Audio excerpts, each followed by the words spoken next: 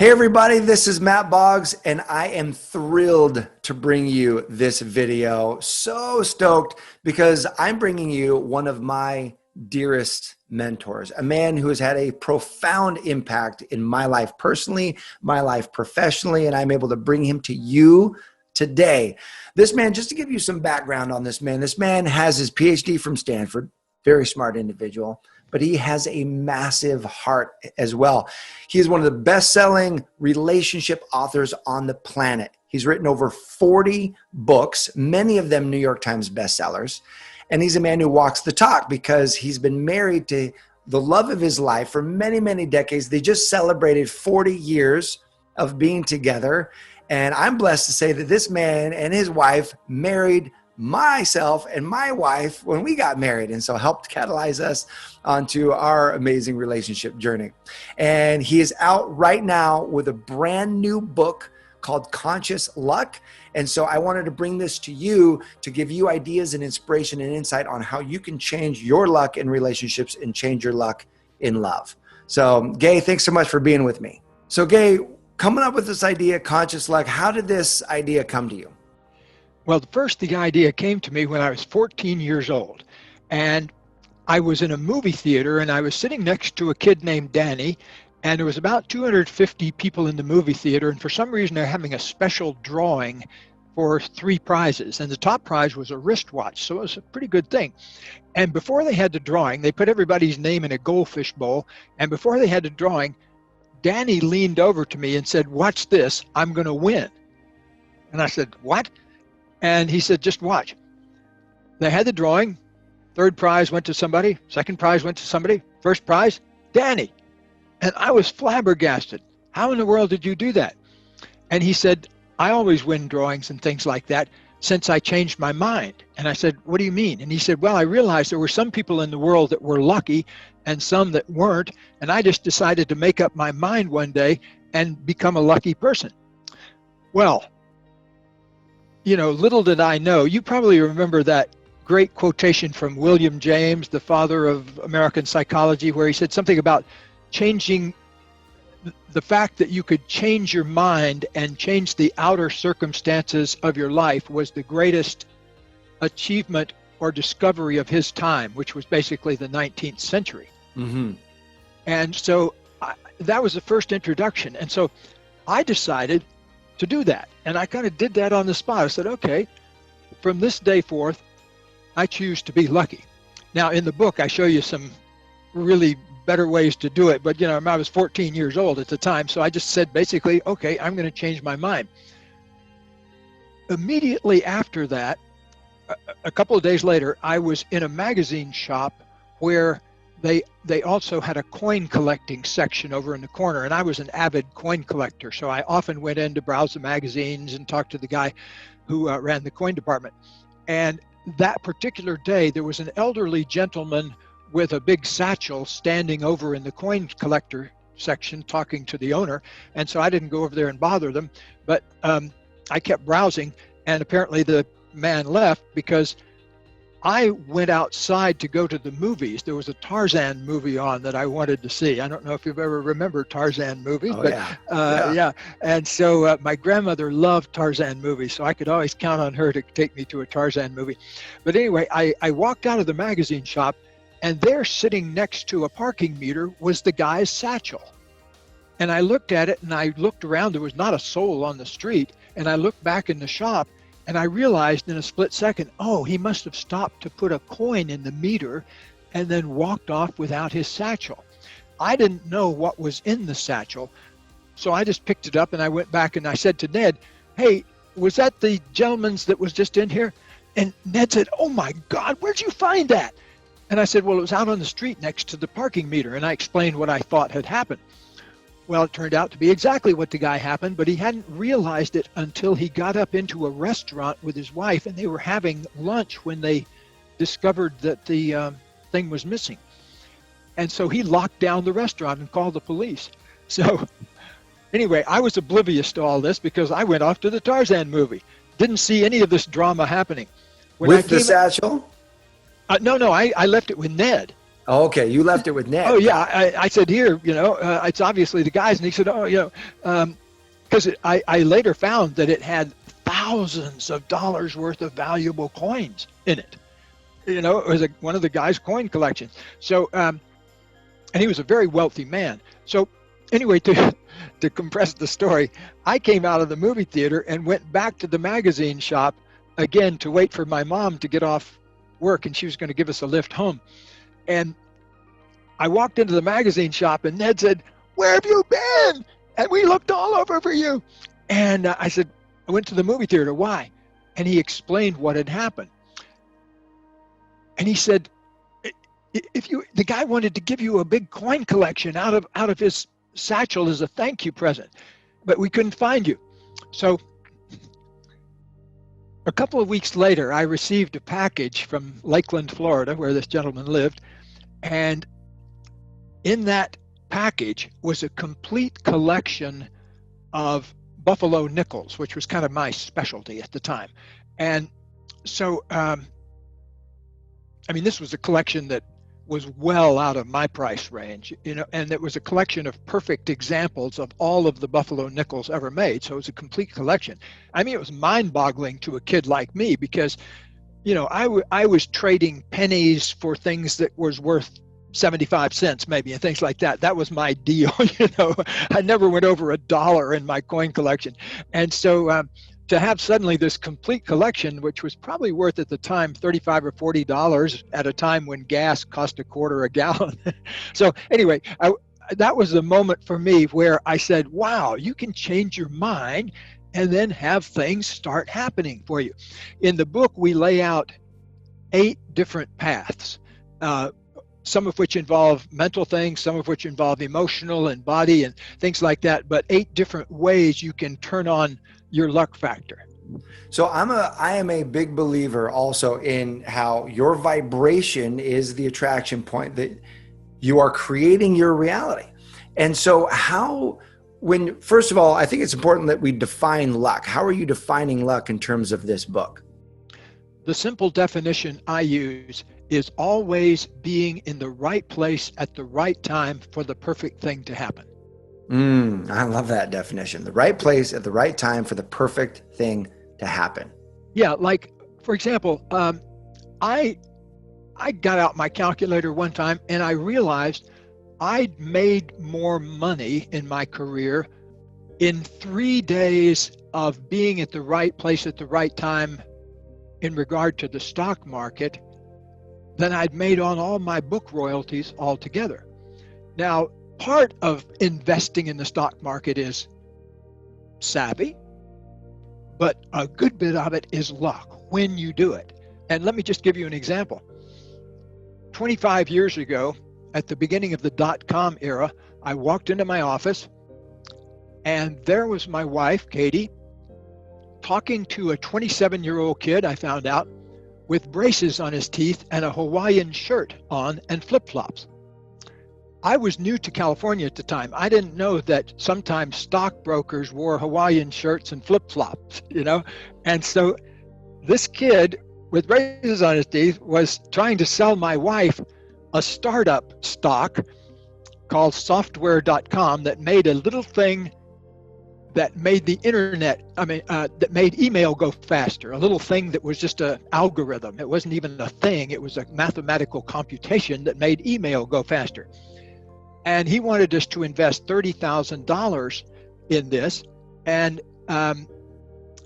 he was also talking to Katie's parents about it because he was their stockbroker.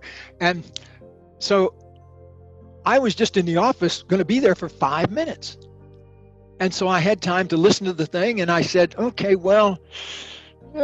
the guy's young and everything, and $30,000 is not chicken feed. But I said to my wife, if you feel good about it, go ahead and do it, because I've got an appointment I've got to get to. I think I was in the middle of getting some dental work done. So I said, great, you just make your decision, and I hauled out the door. A couple of years later, after the .com era exploded, that same 29-year-old, now he didn't have his braces on his teeth, brings back a check for $850,000. And so being in the right place at the right time, being lucky is a lot easier than being good. I think we ought to do both, but if I had to pick one, I know which one I would take. Yes.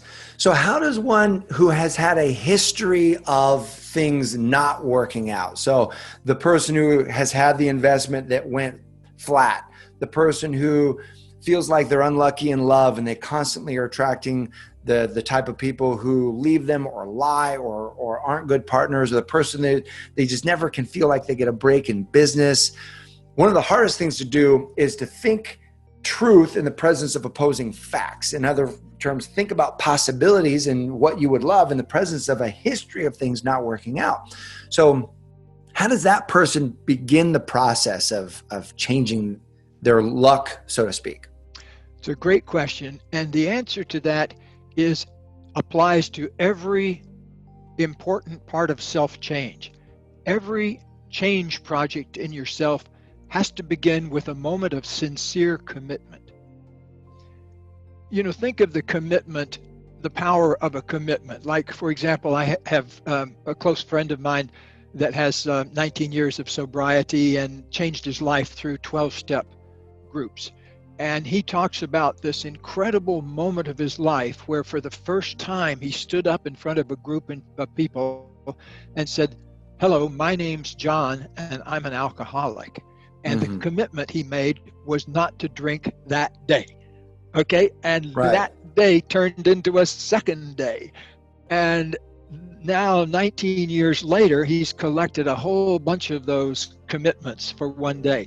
And the way I say it is commitment starts you, but then you've got to get good at recommitment, because everybody's going to slip a little bit sometimes. I think that's the key word right there. Absolutely, is the recommitment. Yes.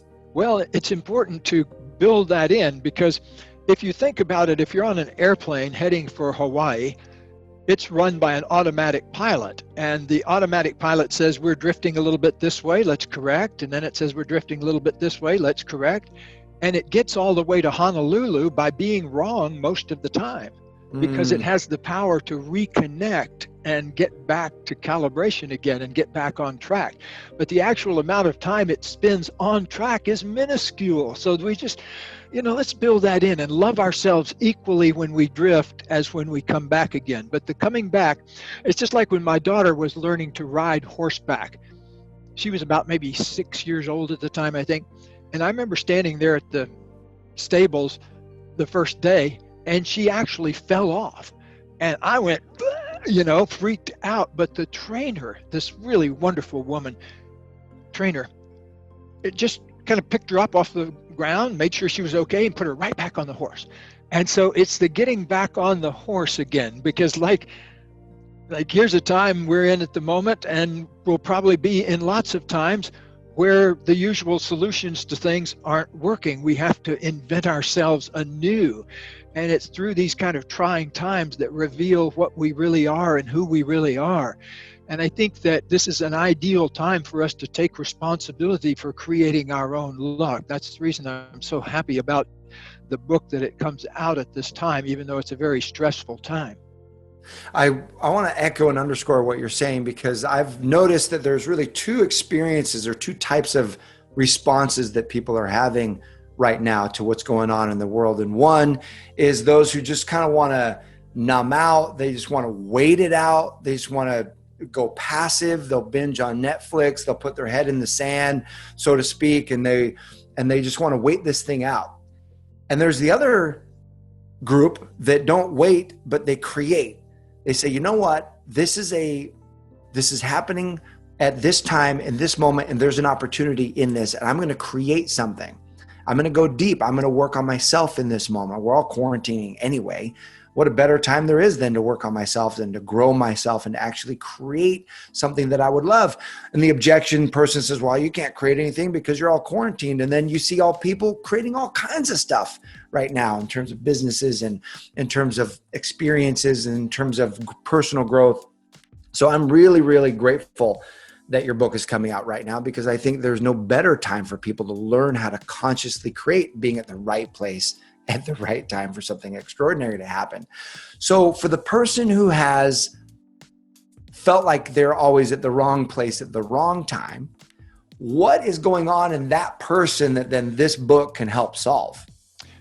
Great question. Well, in my earlier book, The Big Leap, one thing I point out is that we all carry around within us a tendency to do what I call have the upper limit problem. We start to succeed and then create some drama that usually brings us back down to where we were before. So in solving that problem and helping people open up to their genius zone inside, one thing we discovered is it's mostly a barrier of fear. A barrier of fear that people have to get through in order to really make things work in their life. And fortunately, there are only a handful of fears. But I think what people really need to know is that fear comes in 4 flavors.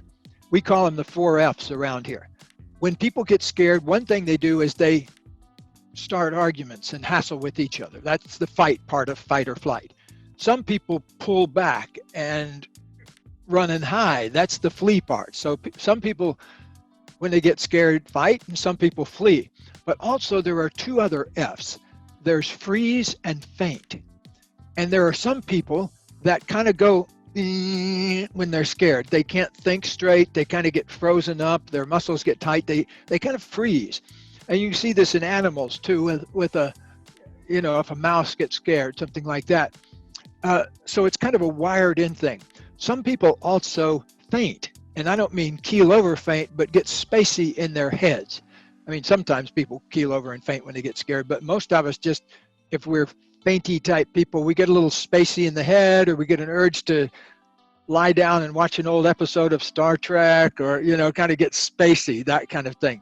Yeah. So that's the faint part. So fight, flee, freeze, faint are the ways fear shows up. So it's important, I think, for most people to get a flavor of which thing they do in response to fear. And so from that standpoint, then, as you know more about it, realize that you're only a few breaths away from chasing the fear out of your body and replacing it with excitement and creativity. It only takes, actually, you can look this up scientifically, it only takes about 3 deep, easy breaths to begin to change the stress chemistry in your body, to kind of chase the stress out of your body. So, taking a few deep breaths when you feel scared, like one of my mentors, Fritz Perls, used to say, fear is excitement without the breath. If you remember to breathe, you can turn your fear into excitement. I also say that, especially after 40, as you get up into your 50s, 60s, 70s, every breath you take is a choice between stagnation and creativity. Stagnation or creativity. Pick one. And so I'm big on the creativity route because, at my age now, I feel wildly more creative than I did 10 years ago. And then I felt wildly more creative than I did 10 years before that. So I think it's possible. I'm sure we all have an expiration date on that, but I haven't found mine yet. And I'm really eager in exploring it even more every day. That's inspiring. I love that about you, and you're a walking demonstration of that in creating not only the other things you're creating, but good work like this. So I just want to say, for those watching right now, I was talking to Gay saying, where's the best place to pick up this book? And the best place to go is actually consciousluck.com. Consciousluck.com. Because as you and I were discussing this, the book helps you rewire, as we dealing with fear. Here's what's fascinating. Cognitively, it's a very simple concept. You got the 4 F's, okay, and I'm going to feel these. But when you're in it and it's all consuming and you feel paralyzed, or you feel, I had to train myself to overcome panic attacks that I was having around teaching and around speaking. It was even after I had become a teacher and a speaker. And that was one of the most difficult things I ever did, was help retrain my nervous system to overcome that. And so what I love about what you teach in this book is you're talking about 4, There are 4 practices that you do, and then 4 things that you're doing internally to help you claim your conscious luck, which is helping you overcome the fear of whatever's holding you back from that conscious luck. So if that appeals to you watching right now, go to consciousluck.com, get this book, read this book. It will absolutely change your life. So as far as your experience with conscious luck, or what you feel would be inspiring for readers to hear about what's possible for them as far as their transformation, what would you say to that, Gay? Well, what's possible is actually the experience of being in the right place at the right time. One thing I do when I teach this material, like in our seminars and that kind of thing, I'll teach them a concept before lunch, and then we'll have a collection of stories when they come back from lunch about what they saw happen that wouldn't have happened otherwise. And so I get to hear these real life stories of people making a shift here and here, and then having things change out there in their lives. And just to give you one quick example from my own experience, when I was working on this big time, I had this experience going through an airport. I was at the Dallas-Fort Worth airport. Probably many people have been there. It's a huge airport, and you kind of have to take a train from one end to the other of it. And my flight was completely at the other end. And so I was rushing along, and I saw on the board that the plane had closed. And so I was huffing and puffing up the street, and I decided, okay, I just took a few breaths and went on up to the podium. And there was a man at the podium who was throwing a major, really ugly temper tantrum, and was yelling at the poor clerk there and everything. And he was saying, "You must put me on that flight. I have a ticket in first class, and my name is Humphrey T. Slocum III, and you will not treat me like this, and I'm going to sue you for every dollar you have." Always the third. It's always the third. Yeah. And so anyway, he walked on off the back up the corridor, kind of, shaking his fist and everything. And so I stepped up there to the person, and I just made contact. I said, "Boy, kind of a tough day, huh?" And, the person said, "You wouldn't believe it, And so we had a little moment of rapport. And so I just stood there, and all of a sudden a flight attendant came out the jetway and up across the waiting area, and came chugging up to the person and had a whispered conversation in the clerk's ear. It turned out they'd miscounted, and they had one seat in first class. And I saw the clerk do the following thing. She looked up the concourse to see the disappearing figure of Humphrey T. Slocum III. And then she looked at me and she said, "We'll put you right on, sir, and thank you, Dr. Hendricks." And so I go from not being able to get on the plane to sitting in first class just by being in the right place at the right time. And I want to hear stories from people like that. That's why we have a mechanism on Facebook and everything like that for people to tell us their conscious luck stories that begin to happen, because I love to hear that. By the way, I wanted to mention, when you go to consciousluck.com, you can buy the book from any of your usual places like Amazon and Barnes and Noble and things like that. But the cool thing that you get there is that you get to download these special meditations, these 3-minute morning and evening meditations that amplify what's in the book. So that's cool. So I get a couple of meditations that I can listen to that then help, because I'm a big believer in meditation and the power of accessing the subconscious mind. So you've got 2 meditations. I would listen to them when? In the morning and at night? Yes, one in the morning and one in the evening. And they're both really tailored down to the absolute essential 3 minutes of instruction, because we found that just about everybody can manage 3 minutes. Like if you try to get people to do a 10 or 20-minute thing at first, it's a little hard. But I really implore everybody that's watching and listening to this to set aside those 3 minutes. Read the book too, of course, but it'll amplify, and kind of like a creativity amplifier, I think of it as. So I really want you to take advantage of that if you possibly can.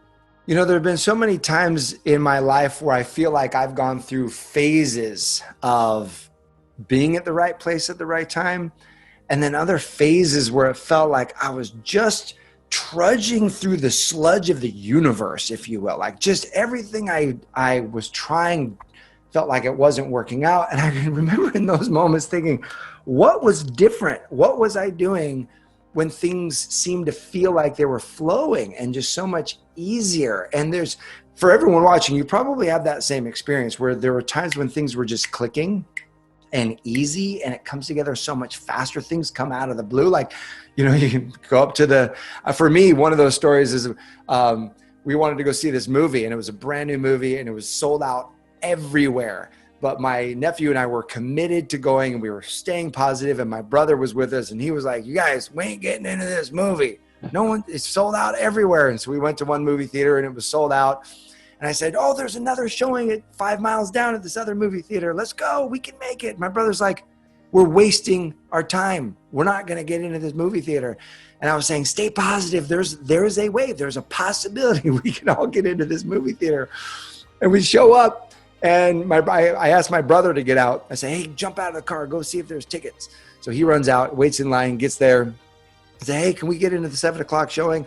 And the ticket taker was saying, nah, it's completely sold out. And the woman who was standing next to my brother heard my brother ask for tickets to this movie. And she goes, oh, hey, you know what? I just got a text from my husband. Do you want to go see that movie? They're saying it's all sold out. I've got a couple tickets for you and your son to go to this movie if you want. And my brother was like, well, actually, there's 3 of us, because he wanted to be right. He wanted to be right that it was not going to work. And he goes, oh, there's 3 of us. My brother's in the car. And she was like, no, I actually have 3 right here if you want to go. And he was like, oh my gosh. And so, you know, there's those moments when it all just clicks and it's working together, and how much life becomes easier when you're at the right place in the right time. But knowing how to create that, you know, knowing how to actually invite more of that into your life is a tremendous skill. And so I really appreciate you for writing this book, because what I hear you saying is that's exactly what this book does. Exactly. And just to get it started right now, even before you get to the book, everybody just take a moment and consider making a commitment to being luckier today than you were yesterday. And then tomorrow, again, make a commitment to being luckier today than I was the day before. That's just what I started doing, 30, 40 years ago, and I just keep amplifying it every day of my life. So luckier today than I was yesterday, luckier today than I was yesterday. And then what do you do with the days where you feel like you're trudging and sludging? Well, yeah. It's like that great lyric from the Grateful Dead song, forget the name of it right now, Truckin' or something like that. It says, sometimes the light's all shining on me, other times I can barely see. Well, just like the sun comes up in the morning and goes down in the evening, what's really happening is the earth is rolling over. Sun's not going anywhere. Right. And we need to realize that to take our attention out from the outside and put it on the inside and realize, what do I do to optimize my flow inside? What do I need? What shifts do I need to make? What beliefs do I need to let go of to really optimize my flow and the flow of connection with other people? And I think, one of the best images from the book is there's a professor at Stanford who does research on conscious luck named Tina Selig, and Dr. Tina Selig. And she says from her research, luck is like the wind. It's always there. But some people know how to raise their sails and be open to it so they get a boost from the wind. I love that, because that's exactly what I did, and exactly what the book shows you how to do is how to raise your sails so you can take advantage of the way life is already blowing.